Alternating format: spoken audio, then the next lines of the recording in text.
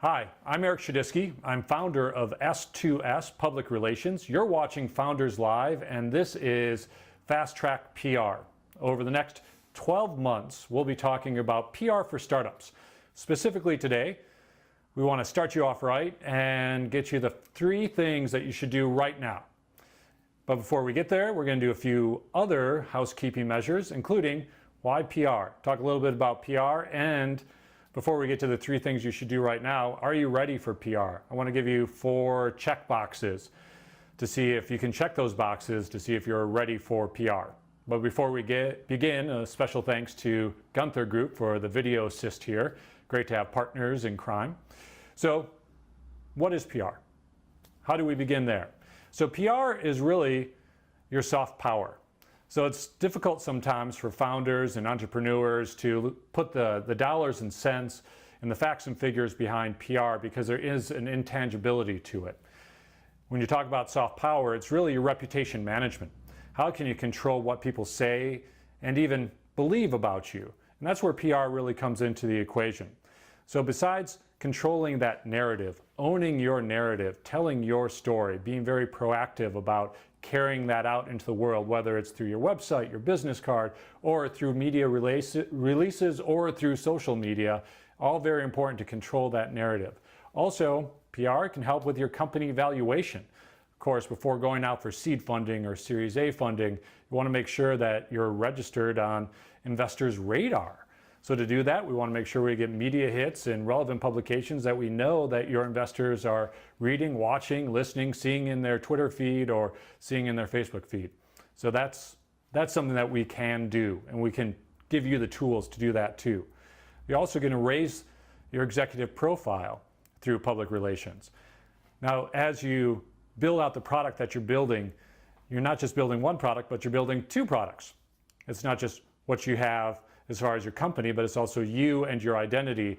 There's a huge equity in that. So you'll spin off or sell off the product that you're building now, but you'll still have the equity that you've built in yourself to leverage up to your next opportunity. So we want to make sure that as we build out your public persona and public relations around your company, that we're taking you along for the ride as well.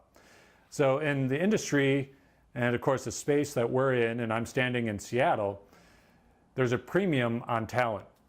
So attracting talent is one of the functions of public relations, making sure that you're on some of the leading talent's radar as well. So public relations can do that as well. So attracting industry-leading talent, safeguarding your reputation, increasing your valuation, and making sure that your profile is being increased as well as your company's profile.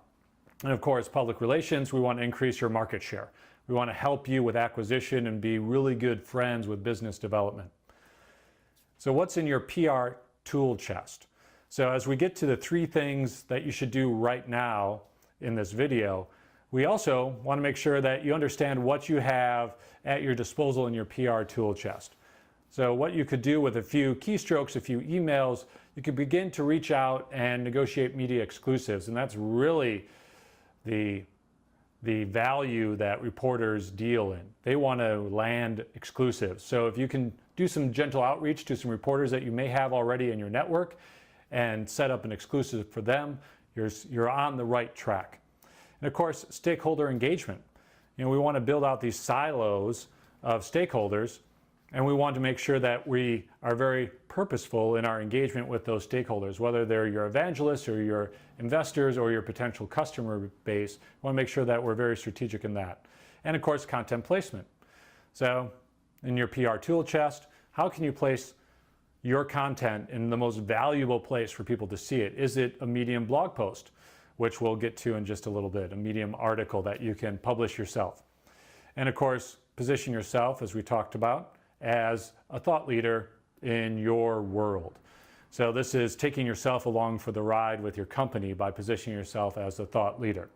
So there'll be some other thought as we progress through this series of not just being a storyteller, but also a story finder. So how can you put on a certain lens to look inside your own organization and make sure that you're finding the right stories to tell people? So this is some of the tools that you want to lay out in front of you as potential buttons that you might be able to press as you kind of think about DIY PR or engaging a PR firm how can you put these buttons out in front of you, and how can you activate those buttons to be most effective in your strategy to increase your awareness.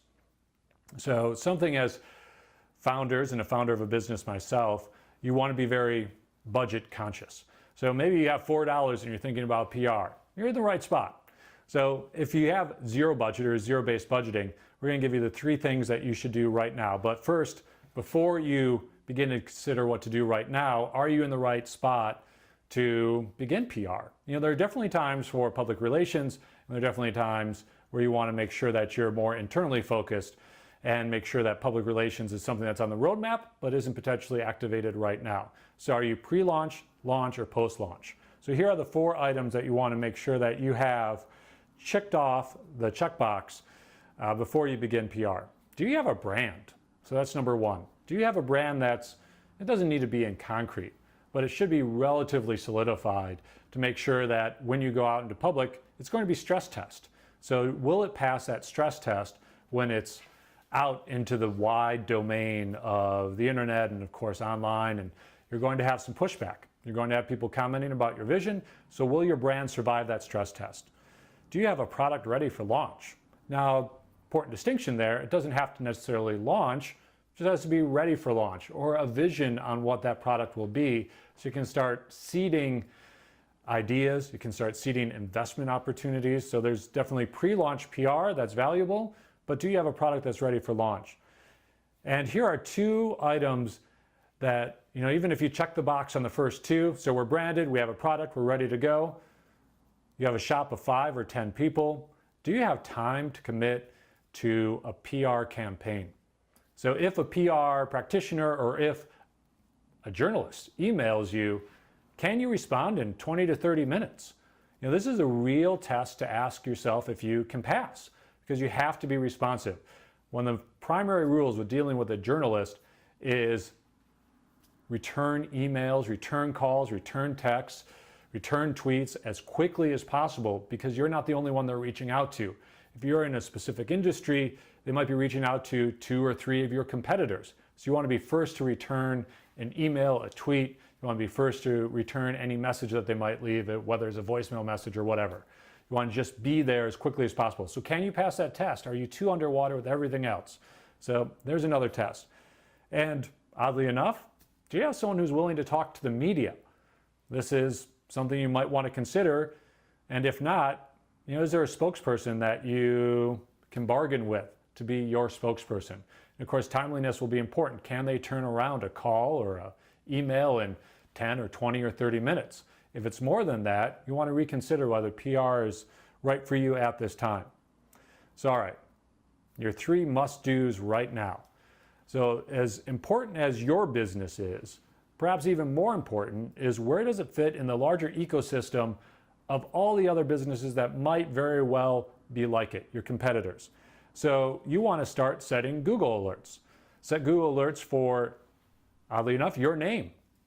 You want to make sure whenever you pop up, you're getting notified, your company name. You want to set Google alerts for your competition. So we're seeing where they're getting mentioned as well. And that's going to help you in the future as well. So you're setting alerts. So you're starting to get all this information, starting to understand a little bit of the media landscape around you. Who's writing stories? What stories are they writing? And how do they relate to your business? Because you're tracking yourself and your competition or industry leaders that you aspire to align with. So in this greater context, you're going to publish an is opinion piece. Something is something, and you're going to help define that. So this will be a piece that you'll publish ideally internally on a blog that's on an owned site, but also you're going to want to push that out to Medium. So you're going to simultaneously publish so that one is a thought exercise. Can you publish a piece that will allow you in 300 to 500 words with 2 or 3 pictures, define what your industry is and where your company is going and why does it matter? The key issue that people face, especially in trying to engage media, is you want to make people care, and you have about 7 words to do it. So make people care in the first 7 words of your story. So you're going to start your Google alerts, that's one. You're going to publish an opinion piece, and then you're going to start tracking media and influencers. One of the, we'll call it stalking for good, one of the stalking for good agenda items that you might put on your to-do list would be find the investors that you want to court, find their Twitter presence, and then see who they listen to. Put those media sources on a list that you want to follow on Twitter, or make sure you follow them and their publications, because this will start building out your media list. And this will allow you, when you're ready for PR, to quickly activate that PR mechanism or hand this wonderful document off to someone in the PR space to start building from. So you'll know what stories are trending, who's listening, who's valuable in the space, and you'll also have your own presence in the space. Because the first thing that not only investors do, but journalists do when they get a pitch about your company is they're going to Google you. And we want to make sure that your thoughts rise to the top, whether it's in this internal blog post or whether it's this Medium piece.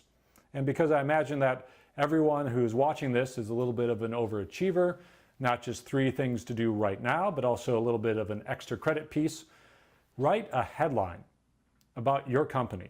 And I want this to be an aspirational headline. What do you want to be your 7-word headline that appears in TechCrunch or the Wall Street Journal or the New York Times? What is that headline? So to recap, the 3 must-do nows include set alerts for you, your brand, your competition.